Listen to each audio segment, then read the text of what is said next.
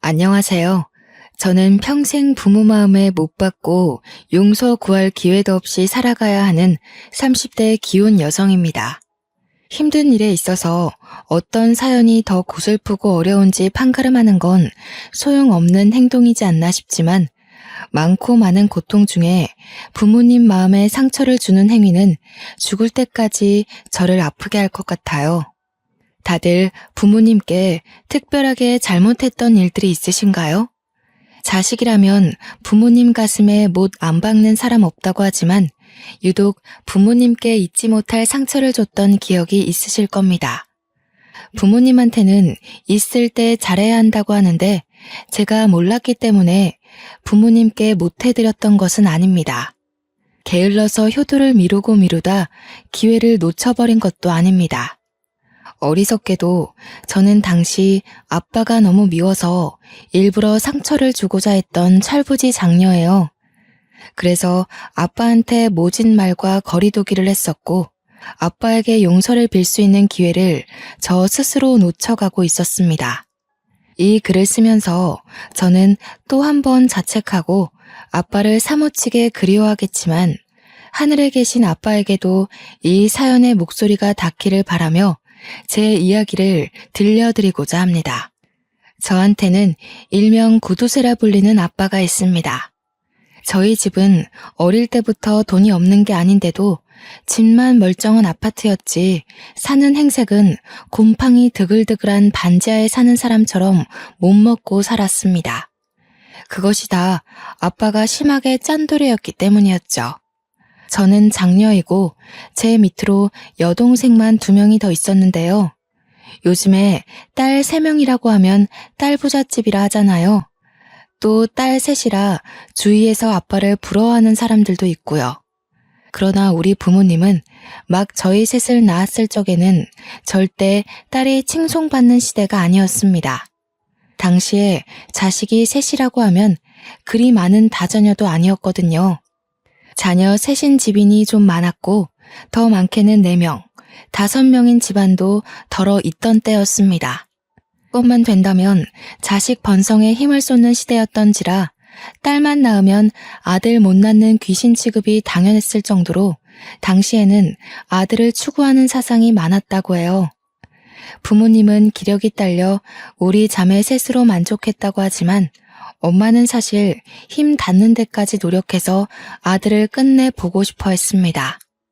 그러나 아빠가 냉철하게 딸 셋이면 됐다고 거절한 걸로 알아요. 제 기억 속에 아빠는 늘 바쁜 사람이었습니다. 아빠는 번번한 직장인이 아니었고 소소한 장사치였는데 아이스크림 장사라든지 케밥 장사, 도시락 장사 등등을 하면서 생계를 이어왔다고 엄마한테 들었어요. 그리고 거기서 남는 제품들은 늘 우리 몫이었고 워낙 폐기가 많다 보니 저희 집에서 외식이나 배달 같은 건 꿈도 못 꿨습니다. 또 아빠는 냉철한 사람이기도 했습니다. 딸이 셋이라지만 우리 집에선 딸이라고 아빠한테 애교 부리는 자식들이 없었어요. 그만큼 아빠가 너무 무서웠기 때문이죠. 엄마가 한 번씩 어린이날이나 우리 생일 때 외식 한 번 하자고 하면 아빠가 그리 불같이 화를 냈던 게 기억에 생생합니다. 그런 쓰잘데기 없는 것들 챙길 시간에 애들 공부나 더 봐줘. 숙제는 제대로 하는지 저번에 막내 담임 선생님한테 전화 왔다면서 성적 내려갔다고. 허구한 날 돈 쓸 생각하면서 애들 허파에 바람 넣지 말고 학생으로서 공부에 집중하도록 시켜. 첫째가 벌써 초등학교 졸업할 때가 됐어요. 어린이 탈 벗기 전에 어린이날 선물은 받아봐야죠. 가족이 있는데 선물 한번 못 받아보는 게 말이 돼요? 하나 해주면 그 뒤에 줄줄이 해줘야 되는 건 몰라서 그래? 그것만 해도 돈이 얼만 줄 알아? 지금은 내가 벌고 당신이 아껴야 할 때야. 쉰소리 말고 가서 첫째 교복 좀 찾아와줘. 민식이 애 이번에 고등학교 간다길래 내가 교복 받아놨어. 남의 교복을요? 3년을 입어야 되는데 그냥 새로 하나 사줘요. 그러다가 해줘서 어차피 사야 될 거예요. 저는 교복도 새 것을 입어본 적이 없었습니다. 엄마 말대로 입다가 해지면 그때서야 아빠가 교복을 사주었는데 그 교복이 다시 둘째한테 되물림되고 막내한테 되물림되고를 반복했죠. 막내는 한 번 대놓고 교복을 찢었다가 아빠한테 걸려서 그걸 기운 채로 학교를 다니는 꼴을 당하기로 했습니다. 아빠는 그만큼이나 바깥일을 하면서도 자릿세 말고는 사적인 돈을 단 100원도 안 쓰는 사람이었어요. 저희가 아빠 몰래 엄마한테 이것저것 갖고 싶다 사달라 조르면 아빠가 용케도 그걸 알고 저희를 혼내는 일상만 반복되었습니다. 저뿐만 아니라 동생들도 기념일날 외식하고 왔다는 친구들 얘기를 들으면 그렇게 부러워했어요. 저희는 외식이 어떤 기분인지, 밖에서 가족끼리 먹는 밥은 얼마나 맛있는지 친구들의 얘기를 통해서만 가족의 애를 느꼈던 것 같아요. 몰랐던 사실인데 저희가 어릴 적 사진은 덜어 있어도 돌사진이라고 할 만한 건 딱히 없더라고요. 이것 또한 막내가 친구들이랑 얘기하다가 돌잔치에 관한 말이 나와서 한날 엄마한테 자기 돌사진 보여달라고 하는 탓에 알게 된 겁니다. 저희는 왜 돌사진이 없냐고 물었더니 엄마가 좋게 융화시켜서 아빠의 말을 대변해줬는데요. 엄마가 딸 셋 낳은 것이 당시 눈치가 보여 아빠한테 별 말을 못했고 때문에 예쁜 옷도 한번 입혀줘 본 적이 없다고 하더군요. 좋게 들으면 집 형편이 어려워서 돌잔치는 꿈도 꿀 수 없었다라고 들렸고 나쁘게 들으면 돌잔치가 뭐 유난이라고 큰돈 들어가면서 행사를 하냐라고 들릴 수 있었습니다. 엄마가 아무리 좋게 말해준다고 해도 이미 저희 셋은 후자 쪽으로 마음이 기울어 버렸어요. 아빠에게 늘 서운했지만 그날 돌잔치 얘기에선 좀 더 많이 서운했었던 기억이 납니다. 하필 우리가 사춘기였던지라 그때의 반감은 아빠가 우리를 사랑하지 않는다는 생각으로 연결이 되었어요. 그 때문에 우리 자매들은 자연스레 아빠와 거리가 생겼고 그럼에도 아빠는 한결같이 바쁘고 차가운 사람이었습니다. 엄마가 늘 뒤에서 우리에게 미안하다고 생활비 아낀 꼬깃돈을 쥐어주기도 했는데 엄마의 그런 배려는 저희가 아빠를 미워하게 만드는데 기름을 붓는 격이었죠. 엄마는 항상 저희한테 미안하다는 말을 달고 살았는데 아빠 같은 남자를 만난 엄마가 너무 불쌍하더라고요. 그래서 바보 같은 마음에 엄마더러 이혼을 하라고 말한 적도 있었습니다. 우리는 아빠 없이 살 수 있을 것 같으니 엄마 보고 돈에 정신 나간 아빠 같은 남자 버리라고 했죠. 제가 장녀이다 보니까 동생들은 자연스레 제 뜻을 따르게 되었는데 저를 보고 배워서 엄마한테 틈만 나면 이혼하라 그랬습니다. 안 돼. 그래도 아빠가 고생해서 번 돈으로 너희 학교도 가고 밥도 먹고 하는 거야. 형편이 너무 어려워서 끼니도 해결 못하는 애들이 얼마나 많은데 이 정도면 복 받은 거지. 복은 무슨? 내가 어디 없는 살림인데 바래? 가족끼리 외식 안 해본 집 우리밖에 없더라. 학교 가고 밥 먹고 자고. 이건 우리가 엄마 아빠 자식으로서 당연히 받아야 되는 거잖아. 솔직히 우리 집이 아파트만 좋지. 제일 못 살아. 맞아. 나도 친구들이 외식한다는 빕스 가고 싶어. 엄마, 왜 우리 집은 외식을 안 해? 동생들은 제가 하는 걸 보고 따라서 엄마한테 이혼을 요구했지만 갈수록 저보다 더 투정이 많아졌습니다. 제가 지나온 사춘기를 동생들은 이제 막 진입했기 때문이었죠. 하지만 엄마는 한결같이 아빠가 아니면 안 되는 사람이었고 아빠와 헤어지고 싶은 마음도 전혀 없어 보였습니다. 우리 자매는 그런 엄마를 정말 미련하게만 생각했었어요. 그렇게 커서 저는 직장인이 되고 동생들은 대학생이 되었는데 동생들은 지방대학에 합격하는 바람에 어쩔 수 없이 독립을 해야 했고 저만 본가에 남아 통근을 하였습니다. 아빠가 제게 그랬던 것처럼 동생들한테도 대학 보내기 전부터 등록금은 대주되 방세 내줄 생각은 없으니 알아서 하라고 신신당부했던 터라 다행히 착실했던 동생들은 기숙사에 덜컥 붙어서 월세 부담은 없었습니다. 저 또한 대학을 그런 식으로 다녔거든요. 기숙사에 떨어지면 안 되었기에 더 열심히 학점 관리를 했던 걸로 기억합니다. 이래서 부모들이 윗사람이 잘해야 아래 사람들이 잘 따라간다고 했나 봐요. 제가 해내면 동생들도 저를 보고 배워서 당연히 해내는 결과를 만들어냈습니다. 물론 저를 잘 따라와 준 것도 있겠지만 한편으론 돈 한 푼 안 대주는 아빠 때문에 나아갈 수 있는 길이 기숙사라는 길 하나밖에 없어서 노력한 것일 수도 있겠네요. 저는 직장을 다니다가 우연히 남편을 만나게 되었는데요. 첫 남자는 아니었지만 여태 만났던 느낌과는 다르게 남편은 결혼을 생각하게 만드는 남자였습니다. 그건 한 4년 정도 만나보니 알겠더라고요. 그러나 남편이 정말 착하고 훤칠하고 배려 많고 여자관계 깔끔하고 다 좋은데 딱 한 가지 제 기분을 거스르는 단점이 하나 있었는데요. 바로 돈 씀씀이가 너무 짜다는 거였어요. 남편이랑 데이트를 할 때면 언뜻 보이는 친정 아빠의 모습에 솔직히 남편에게 감정 기복 심하게 표출했던 편입니다. 한 번은 괜히 아빠 생각이 나서 남편에게 성질을 부린 적도 있었어요. 내가 사줄게. 그러니까 잔말 말고 스카이라운지 가. 이미 예약했는데 이제 와서 싫다고 하면 어떡해. 거기 직원들은 얼마나 난감하겠어. 우리도 미팅 날짜 잡혔는데 잠수 타는 작가들 있으면 성질나잖아.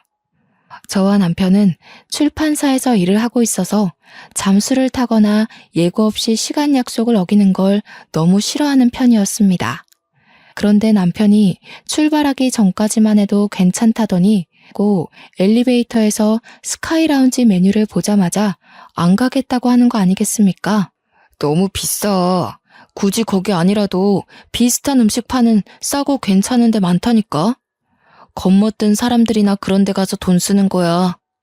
서로 좋아하고 예쁜 추억 만들고 싶은데 좀 겉멋든 곳이면 어때? 자기는 나랑 우중충한 곳만 다니고 싶어? 자기는 나한테 예쁜 곳, 멋진 곳 보여주기 싫어? 꼭 그런 데 가야만 우리가 행복한 건 아니잖아. 장소가 뭐가 중요해? 서로 같이 보내는 시간이 중요한 거지. 그러지 말고 내가 아는 데로 가자. 그렇게 아껴서 뭐 할 건데? 나중에 죽고 나서 챙겨갈 거야?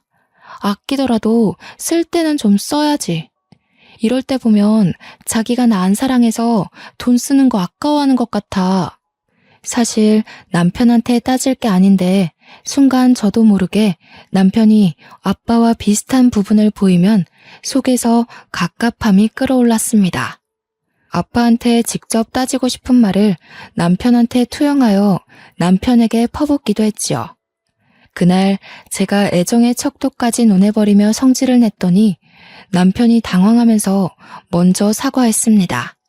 그 모습에 저는 아빠 때문에 삐딱해진 제 마음을 탓하면서 남편에게 되레 미안하다고 우리 아빠랑 너무 비슷한 면모가 보여서 실수했다며 용서를 구했죠. 그리고 우리는 그날 남편의 제안으로 저녁 대신 술을 마시러 가서 서로의 집안 얘기를 하는 시간을 가졌습니다. 남편은 저의 친정아빠 구두쇠 이야기를 잠자코 들어주면서 아빠를 공감해주다가도 우리 식구들이 많이 힘들었겠다며 저를 위로하기도 했습니다. 그러면서 남편도 자기 얘기를 해주는데 저는 거기서 남편에게 부모님이 없다는 걸 알게 되었어요. 남편 부모님이 일찍 돌아가시는 바람에 남편이 어린 남동생 하나를 홀로 키워야 했는데 그러다 보니 뭐 하나라도 아껴서 돈을 많이 남겨야만 했다고 했습니다. 그게 습관이 되었는지 현재는 형편이 한참 괜찮아졌는데도 이렇게 짠돌이 성향이 그대로 남았다고 해요. 남편의 사정을 들으니까 제가 얼마나 어리석게 성질을 부렸는지 뉘우치게 되었습니다. 희하더라고요. 저는 있는 부모님을 욕보이며 이렇게 술안주로 털어놓고 있는데 남편은 그렇게 다툴 부모님도 없다고 하니까 제가 남편 앞에서 크게 실수했다고 생각했죠. 미안하다고 사과를 했더니 남편이 너그럽게 이해를 해줬습니다. 사실은 자기가 연애를 별로 못 해봤는데 다들 남편 피지컬 보고 다가왔다가 사귀기도 전에 남편의 짠돌이 모습에 진절머리를 내며 떨어져 나갔다고 하는 거 아니겠어요? 연인으로 이어진 건 제가 처음이라고 그랬습니다. 저와 남편은 그날 서로의 사정을 얘기하며 더 깊은 관계로 발전이 됐습니다. 그 때문에 이미 결혼하기로 약속한 기일을 더 빠르게 당기지 않았나 싶어요. 상견례 날짜를 잡았고 남편 쪽에 부모님이 안 계시기 때문에 정식 인사는 우리 집에서 하기로 했습니다. 남편은 어린 남동생, 그러니까 대학생 도련님을 데리고 우리 집을 방문했어요. 남편이 애지중지 동생을 키웠다더니 도련님은 정말이지 남편을 쏙 빼닮은 데다가 훨씬 더 피부에 윤기가 도는 아이였습니다. 낯을 많이 가리길래 제가 남동생 하나 생긴 것처럼 잘 챙겨주었죠. 그런데 의외로 문제가 있었는데 그날 집에 여동생들과 엄마만 있었지 아빠는 없더라고요. 제가 눈으로 아빠를 찾는 걸 알았는지 엄마가 난감해하면서 알아서 설명을 해주었습니다. 아빠가 일하는데 기계가 고장나는 바람에 늦게 올 거야. 내일 장사 펑크 날까봐 그거 지금 수리 맡기러 갔거든. 우리 먼저 밥 먹고 있으면 돼. 하지만 아빠는 저희가 식사를 다 마칠 때까지 나타나지 않았고 혹시나 싶어 디저트와 과일까지 먹으며 기다렸지만 끝내 아빠한테 남편을 인사시킬 수 없었습니다. 남편과 도련님은 다음날 일정도 있고 해서 엄마의 인사만 받은 뒤 그만 돌아가야 했습니다. 엄마도 아빠가 못 와서 제 남편 마음이 좀 그럴까봐 걱정이 되었나 봅니다. 남편의 손을 잡아주면서 말을 하더라고요. 시간은 얼마든지 있으니까 집밥 생각나면 언제든 와서 들러. 우리 이제 식구 될 거니까 시간 많잖아. 장인어른은 그때 뵈면 되니까 너무 속상해하지 말고. 네, 그럼요. 감사합니다, 장모님. 정말 맛있게 잘 먹었어요. 엄마가 해준 밥이 가물가물했는데 장모님 덕분에 다시 살아난 느낌이에요. 동생도 근래 먹었던 밥 중에 가장 맛있었다고 하더라고요. 모두가 기분 좋은 그 상황에서 표정을 고치고 있던 건 저뿐이었습니다. 당연히 아빠의 부재 때문이었죠. 제가 갑자기 상견례를 한 것도 아니고 어디 멀리 장소를 잡은 것도 아닌데 미리 알려줬고 바쁘더라도 충분히 얼굴 한번 비춰줄 법도 한데 나타나지 않았다는 게 미치도록 서운했어요. 남편도 괜찮다고 했고 엄마도 너무 그러지 말라고 했으나 아빠를 향한 서름은 이루 말할 수가 없었습니다. 그게 곧 분노로 변질이 되어버렸죠. 그리고 그날 밤 아빠는 자정이 다 되어서야 집에 들어왔는데 내내 지나간 감정을 담아두고 있던 저는 기다렸다는 듯이 거실로 나가 아빠한테 따졌습니다. 아빠는 나를 딸로 생각하긴 해? 우리더러 시집은 무조건 가라더니 그래서 사위를 데려왔는데 왜 거들떠도 안 봐? 우리가 아들이 아니라 딸이라서 그렇게 신경 쓸 필요는 없다고 생각했던 거야? 그래도 내가 장녀인데 아빠 자식이잖아. 부모로서 아무것도 안 해줬으면서 적어도 딸이 어떤 남자한테 시집을 가는지는 궁금해야 되는 거 아니야?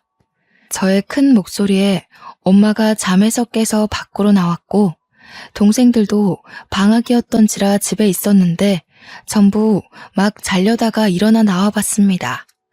아빠는 제 말에도 피곤하다고 내일 얘기하자며 방에 들어가려 했어요. 저는 그런 아빠의 뒷모습에 대고 자식으로서 두고두고 벌받게 될 발언을 해버리고 말았습니다. 차라리 아빠가 없었으면 좋겠어. 우리가 학교 다니고 밥 먹고 한 게 다 아빠 덕분이라고? 그럼 뭐해? 내 기억 속엔 아빠랑 같이 보낸 추억이 전혀 없는데 이럴 거면 그냥 우리 아빠 하지 마. 아빠는 그 시간 제 말을 끝까지 듣고도 아무 대답 없었습니다. 등을 보인 채로 묵묵히 서 있다가 제게 겨우 남긴 말이 고작 더 할 말 남았냐고 묻기만 할 뿐이었어요. 그러더니 그대로 방에 들어가 버렸죠. 어리석어도 너무 어리석었던 저는 그게 또 서운하여 아빠가 들어간 방문에 대고 나는 이제 아빠 딸 안 할 거라고 소리를 질러버렸습니다. 이날이 제겐 가장 후회가 되고 후회로 모자라 제대로 된 벌이라도 받고 싶은 실수였습니다. 바보같이 저는 그렇게 아빠와 더 멀어져서 정말로 아예 남남이 되어버렸어요. 그 상태로 남편과 저는 결혼식을 올렸는데 그래도 결혼식은 아빠가 참석해 주셨더라고요. 대신 제가 거부하는 바람에 저는 아빠 손이 아닌 남편의 손을 잡고 입장을 했습니다. 아, 그때를 떠올리니 또다시 가슴이 저미도록 아프네요. 아빠가 멀리서 박수만 치고 있었는데 눈길이라도 한번 줄 걸 그랬습니다.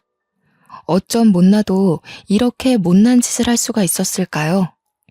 저희 부부는 친정엄마가 반평생 모았다는 돈을 선물로 받아 신혼집에 보태었습니다. 그렇게 저는 우리 자매 중 가장 늦게 독립을 하게 되었죠. 그때까지도 아빠랑은 안부 전화 따위 안 하고 엄마한테만 연락을 했어요. 남편이 엄마가 해주는 반찬 너무 맛있게 잘 먹네? 내가 돈 붙여줄 테니까 좀 더 만들어줄 수 있어? 내일쯤 한번 들릴게. 그래, 얼마든지. 용서방이 잘 먹는다고 하니까 기분이 좋네. 그나저나, 넌 아빠한테 한 번씩 연락하니? 아빠가 요즘 너 어떻게 사나 한 번씩 물어보던데. 문자라도 한 통 남겨주지 그래. 나랑 아빠 사이 어떤지 몰라서 그래? 나는 아빠한테 아직 서운한 감정 남았어. 솔직히 아빠가 먼저 사과하지 않으면 마음 풀 생각도 없어. 엄마는 아빠를 대신해서 저와 아빠의 관계를 화해시키려고 했습니다. 엄마랑 통화할 때마다 그런 소리를 꼭 들었어야 했는데 그런 얘기를 할 때마다 제가 엄청난 반감을 드러냈거든요. 자꾸 아빠 얘기할 거면 엄마한테도 전화 못한다는 소리를 하면서 정말 못되게도 협박을 해버렸네요. 그러던 어느 날 아빠가 일을 하다가 다쳤다는 엄마 전화 때문에 남편과 함께 병원을 찾게 되었는데요.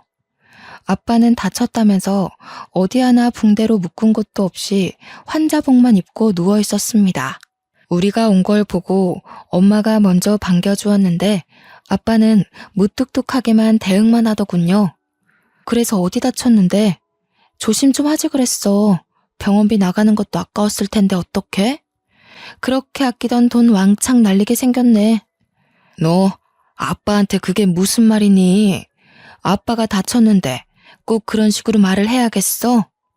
그래도 네가 장녀잖아. 동생들 타일러서 아빠 힘든데 위로 한마디 해주지는 못할 망정 왜 그러니? 올라서 물어? 여기 병원인데 내가 또 아빠랑 다퉈야 알겠어? 원래도 안 오려다가 남편이 오자고 해서 온 거야. 뭐라고? 그럼 차라리 오지 말지 그랬어. 사실은 너도 걱정돼서 와놓고 어쩔 수 없이 온 척하는 거잖아.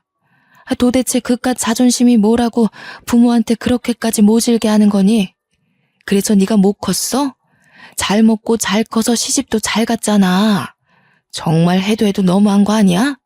엄마는 제게 웬만해선 성을 안 내시는 분인데 그날은 눈시울까지 붉히면서 제게 심하게 따졌습니다. 아빠 다치는 거 한두 번도 아닌데 그날은 유난히 엄마가 울분 섞인 모습을 많이 보였어요. 누가 보면 아빠가 죽을 병이라도 걸린 줄 알도록 착각할 만한 표정이었죠. 솔직히 좀 당황스러웠습니다. 웬만하면 제 편을 들어주시던 엄마가 저를 엄청 원망하듯 호소하는 게 저를 많이 흔들리게 하였어요. 엄마랑 말다툼을 하는 사이 아빠가 유독 쇳소리 비슷한 기침을 많이 했는데요. 엄마와의 대화가 거슬릴 정도로 장기침이 많았지만 그 와중에 저는 단순히 감기까지 걸렸나 보네 라고 생각했었어요. 그날따라 다른 사람 같던 엄마만 걱정했지 아빠는 여전히 제 안중 밖이었으니까요. 남편이 아빠한테 따뜻한 물을 챙겨주는 대신 나는 인사도 안 하고 그곳을 나오게 되었습니다. 그리고 엄마한테서 퇴원을 했다는 말을 들었어요. 엄마가 그날 화냈던 것도 사과를 했습니다. 아빠가 다쳐서 순간 예민해지는 바람에 그랬다고 하네요. 그때만 해도 그냥 그렇구나 하며 따로 연락을 드리진 않았죠. 그렇게 세월이 좀 흘러 제게는 뱃속에 아이가 생겼습니다. 왕딸기 태몽을 꿨었는데 역시나 예쁜 딸이라는 말을 듣고 저는 정말 기뻤어요. 아들만 예뻐라는 세상에서 딸을 가졌다고 우리 아빠처럼 돌사진도 안 찍어주는 부모는 되지 않겠다고 우리 딸에게 무한한 지원과 마음을 줄 것을 다짐했죠. 제가 한참 몸관리 중인데 어느 날 엄마한테서 전화가 왔습니다. 임신하고 한 번도 친정을 찾지 않았던 탓인지 엄마가 뱃속에 자기 손녀를 보고 싶었던 것 같아요. 그동안 아빠한테 딸 가졌다고 잔소리라도 들을까봐 친정을 안 찾은 거였거든요. 그래서 엄마의 부름에도 엄마만 밖으로 몰래 나오라고 했더니 엄마는 끝까지 아빠랑 같이 만나자고 하는 겁니다. 대놓고 싫다고 얘기를 했으나 엄마가 제발 부탁이라고 사정까지 하길래 할 수 없이 남편과 함께 친정을 찾아갔어요. 그랬더니 친정 부모가 이미 나갈 준비를 하고 있는 겁니다. 갑자기 외식을 한다고 하지 뭡니까? 막 도착한 저희를 싣고 아빠는 동네에서 가장 비싸다고 하는 고깃집을 갔어요. 제가 어릴 때부터 고기 노래를 부르고 살아도 안 사주더니 갑자기 아빠가 제게 무려 한우 고기를 사주더라고요. 많이 당황스러웠지만 혹시 이게 화해의 의미인가도 싶었습니다. 아빠한테 묻고 싶은 게 많았지만 그간의 어색함 때문에 선뜻 말을 걸기가 애매했어요. 엄마랑만 대화를 나눴던 걸로 기억합니다. 비록 아빠가 아무 말은 하지 않았지만 그날 솔직히 저는 기분이 좀 풀렸습니다. 이게 바로 부모 자식 간의 마음인 걸까요? 아빠가 제게 외식을 쏘는 이유가 마치 화해의 의미가 맞는 것 같아서 아빠의 숨겨진 마음이 알아서 느껴지더라고요. 아빠는 식사 시간 내내 묵묵하게 고기만 구우면서 굽는 족족 저한테 덜어주었습니다.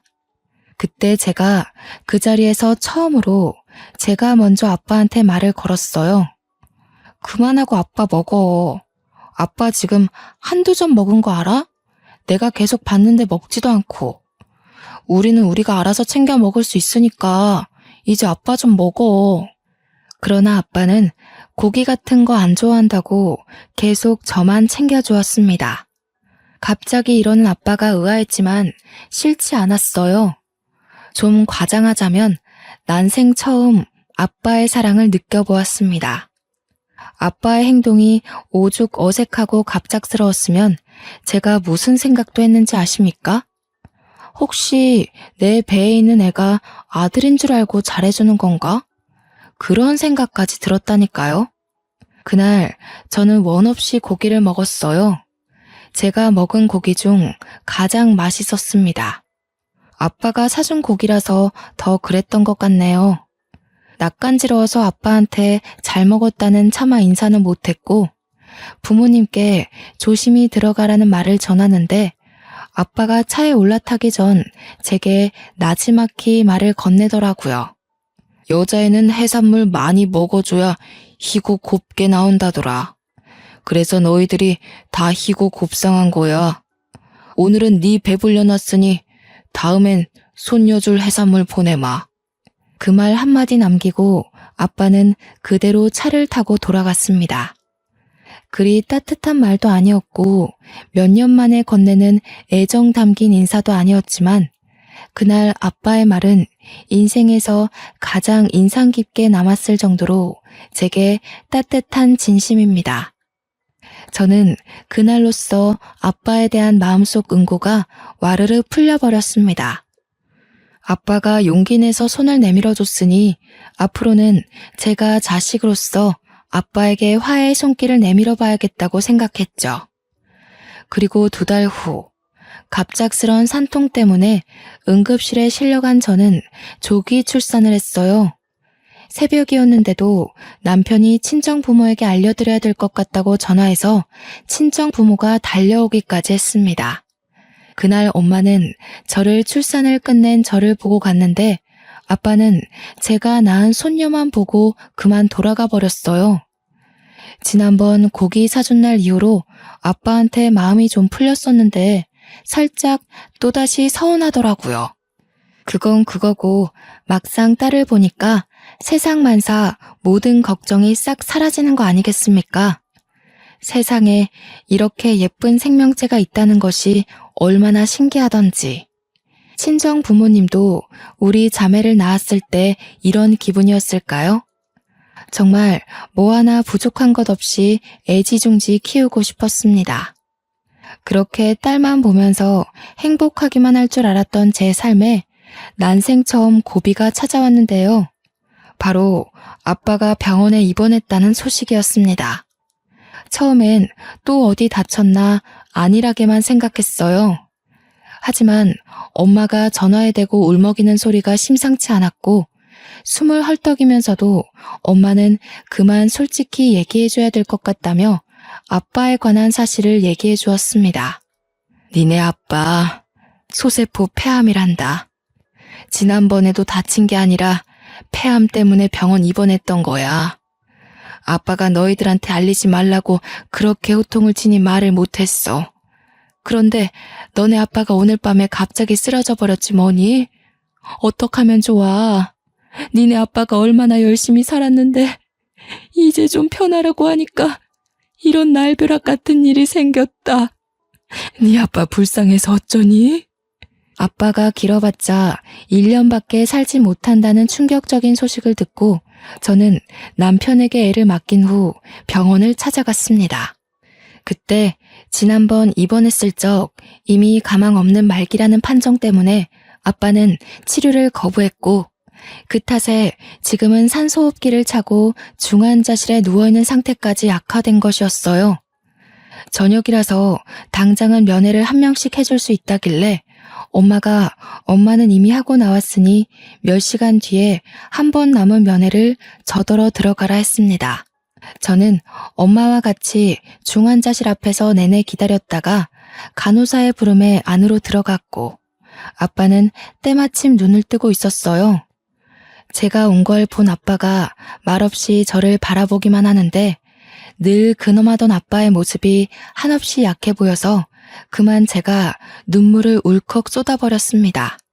아빠, 말 안 했어. 맨날 장사한다고 안 좋은 연기 마시니까 이렇게 된 거 아니야. 제때 검사받고 예방했으면 이렇게까진 안 됐을 거잖아. 돈 아껴서 뭐해. 결국 아빠는 이렇게 망가졌는데. 이러려고 그렇게 돈을 아낀 거야? 아빠 병원비로 쓰려고? 아빠 손을 잡고 한참 울분을 토했어요. 아빠에게 괜찮냐는 말 한마디 못하고 원망만 했습니다. 아빠는 말을 못하고 지켜만 보다가 딱 한마디를 하셨는데요. 뿌옇게 올라오는 산소호흡기 속으로 미안해 라는 말만 하고 또다시 입을 닫는 거 아니겠습니까? 저는 면회 시간 내내 아빠 손을 잡고서 울기만 하다가 나왔습니다. 그 면회 때 본 모습이 아빠가 멀쩡한 정신을 붙들고 있는 마지막이 될 줄은 몰랐습니다. 야속하게도 아빠는 빠르게 기가 쇠해졌고 나중에는 면회도 불가할 만큼 정신이 왔다 갔다 했죠. 컨디션이 저조하기까지 너무 순식간으로 병세가 악화되었어요. 그럼에도 저는 정신 못 차리는 엄마를 위로하면서 매일 엄마 손을 잡고 아빠를 보러 갔습니다. 아빠가 살아생전에도 이렇게 많이 얼굴 마주해주지 못했는데 다 죽어가는 그 앞에서 제 모습을 보이고 있자니 미치도록 후회스럽고 제 자신이 용서가 안 되어 너무 힘들었습니다. 그리고 동생들과 남편까지 아빠를 보러 병원으로 왔던 날 저는 아빠의 눈물을 처음 보았어요. 가족을 들여보내주는 시간이 있었는데 아빠는 누가 봐도 정신이 온전치 못했고 초점이 이상했거든요. 그럼에도 불구하고 울고 있는 가족들을 알고 있는 건지 아빠 눈가에서 눈물이 흘렀지 뭡니까. 그걸 보고 엄마는 아빠의 얼굴을 한참이나 쓰다듬으며 통곡을 했습니다. 세상이 무심하기도 하지. 당신이 어떻게 살았는데. 딴짓 한 번 안 하고 얼마나 가족을 위하면서 살았는데. 이제 좀 두 다리 뻗으려고 하니까 왜 이렇게 가버려요? 나더러 당신 없이 어떻게 살라고. 여보, 나만 두고 가지 마요. 제발 일어나요. 저와 동생들도 아빠 손을 잡고 놓지를 못했습니다. 정말 말도 안 되는 일이지만 기적이 일어나서 우리 아빠가 다시 기운 차리길 바랬어요. 하지만 아빠의 죽음은 이미 예견되어 있는 일이었고 역시나 그런 기적은 일어나지 않았습니다. 아빠는 이대로 우리 곁을 영원히 떠나게 되었습니다. 그리고 저희 식구는 정말 힘든 시간을 보냈어요. 특히 엄마가 가장 많이 힘들었을 겁니다.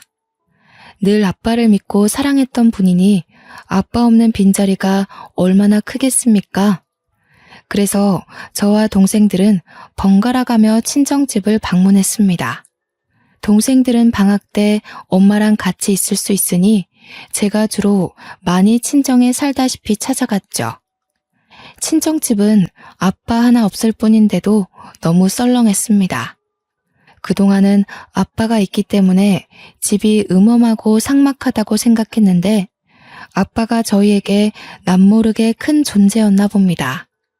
아빠 없는 집은 자칫 공과 같은 느낌이 들었습니다. 한날 엄마가 방에서 아빠 물건을 정리하다 말고 우리 자매를 동시에 부른 적이 있었는데요. 엄마는 거실에 저희를 앉혀놓고 저희 앞으로 통장 2개씩을 나눠주었습니다. 그리고 그 통장을 열어보니 2개의 통장을 통틀어 5억이란 돈이 담겨 있었어요. 네 아빠가 너희를 사랑하지 않는다고 생각했지? 그랬을 수도 있지. 하지만 아빠는 미리 알았던 거야. 너희가 딸이기에 우리 세대 부모라면 기본적으로 딸을 낮잡아 보잖니. 아빠는 너희가 어디 가서도 대접받을 수 있게 힘을 주려고 했어. 너희 이름으로 땅도 사놓았거든. 그러니까 엄마 말은 아빠가 훗날 저희가 커서 사회를 나가거나 결혼을 하게 되면 여자라는 이유로 무시를 받을까봐 힘을 주기 위해 돈을 모았다고 얘기를 하더라고요. 미친 듯이 돈만 모으면서 조금이라도 저희 위상을 높여주려고 했다는 거 아니겠습니까? 아빠는 엄마랑 결혼하고 엄마를 시댁의 무시로부터 지켜주지 못해서 미안하다고 그렇게 고개를 숙였어. 시댁에서 엄마를 좀 많이 괴롭혔거든. 아빠는 너희들도 시집가서 이 엄마처럼 고스란히 그 고통을 겪게 될까봐 돈이라도 꼭 쥐어주려고 했던 거야. 아빠가 방법이 좀 달라서 그렇지 하루 한시도 안 빼놓고 너희 생각만 했어. 아빠한테는 너희가 자산이고 보물이었단다. 이미 동생들은 울음이 터졌고 아빠한테 미안해서 어떡하냐고 서럽게 울기 시작했습니다. 저 또한 가슴 미어지게 아파서 눈물이 났지만 아빠한테 지은 죄가 많아서 감히 아빠를 마음 놓고 그리워할 자격이 있나 싶어 참았어요. 그때 엄마가 눈가를 훔치면서 제게만 따로 건네준 사진이 있었는데요. 제가 언제 한번 일을 본다고 제 딸을 친정엄마한테 잠깐 맡긴 적이 있었거든요. 그런데 엄마가 건넨 그 사진 안에서 아빠가 우리 딸을 안고 환하게 웃고 있는 겁니다. 그날 엄마 혼자 있었잖아. 아빠한테 전화했더니 장사까지 접고 달려오셨어. 손녀 얼굴 한번 보겠다고 오토바이 타고 10분 만에 오셨지 뭐니. 네 아빠가 손녀 보면서 얼마나 좋아했다고. 그 사진은 엄마가 몰래 찍은 거라고 했는데 엄마도 오랜만에 보는 아빠의 웃음이 좋아서 계속 가지고 있었다고 했습니다. 이제 그만 저한테 줘야 할 것 같아 사진을 인화했다고 해요. 그날 저녁 제가 방에서 몰래 얼마나 울었는지 모릅니다. 도대체 저는 아빠에 대해 얼마나 모르고 있었던 걸까요? 아니, 아빠라는 존재를 제대로 알려고 한 적은 있었을까요? 아빠가 저희에게 이렇게나 무한한 마음을 주고 있었다는 걸 왜 아빠가 돌아가시고 나서야 알게 된 걸까요?